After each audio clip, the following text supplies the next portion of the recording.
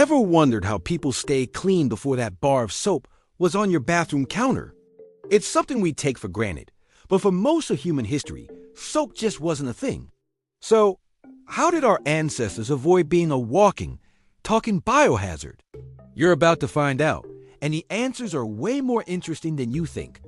Let's rewind the clock. Way back, prehistoric people lived near water sources like rivers and lakes. And their first and most basic cleaning tool? Water itself. A good rinse could wash away mud, sweat, and dirt. But water alone doesn't cut it against oils and grease. So they got creative. They used abrasive materials like sand, silk, clay, and even wood ash to scrub their skin. Think of it as a very early, very rustic form of exfoliation. These materials would help lift off the grime that water couldn't handle on its own. It wasn't luxurious, but it was effective. Now, let's jump to one of the most famous ancient civilizations, the Egyptians.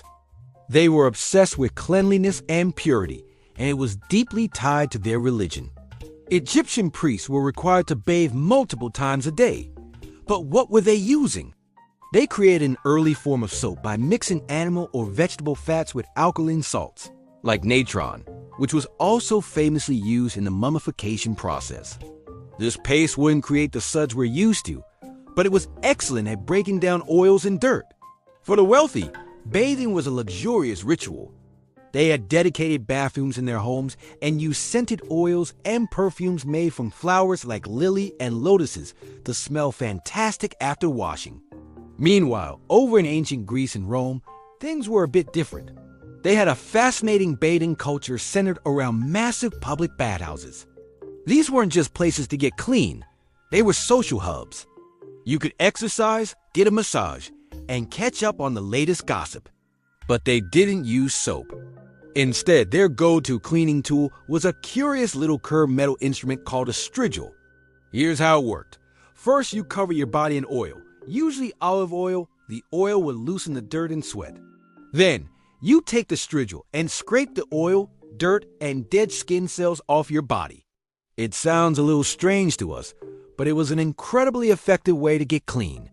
The gunk they scraped off was called glow, and believe it or not, some athletes were so famous that their glow was collected and sold as a topical medicine. Yeah, ancient celebrity culture was weird. After scraping, they'd finish with a rinse in a series of pools, from hot to cold, which was great for circulation. But what about the rest of the body?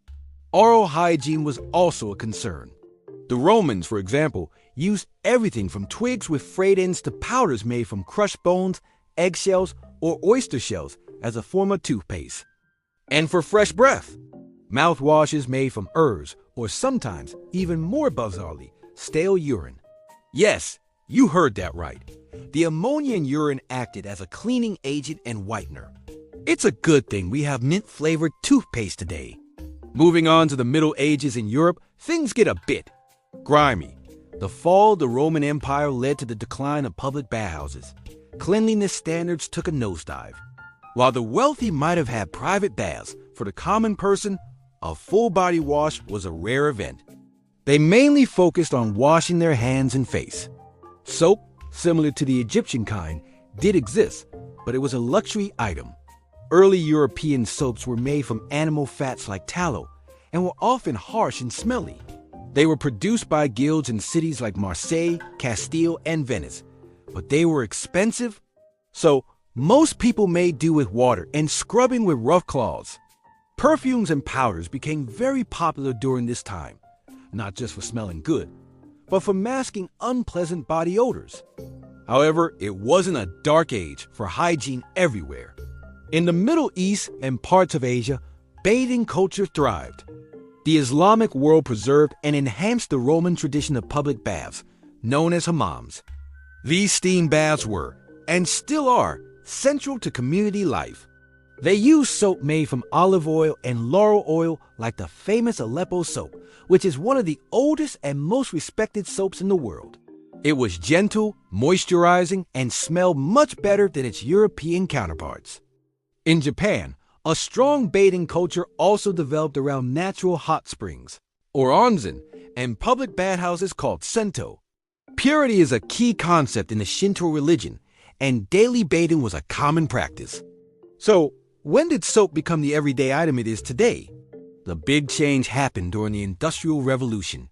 In the late 18th century, a French chemist named Nicolas Leblanc figured out a process to mass-produce soda ash, a key ingredient in soap, from common salt.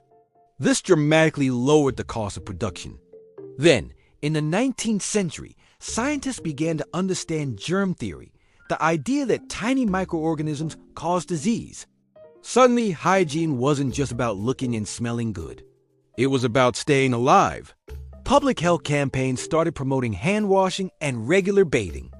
Entrepreneurs like William Hesketh Lever, the founder of Lever Brothers, started marketing branded soaps like Sunlight Soap directly to the masses with clever advertising. By the early 20th century, companies like Palmolive and Procter & Gamble have made soap an affordable, indispensable part of daily life for almost everyone.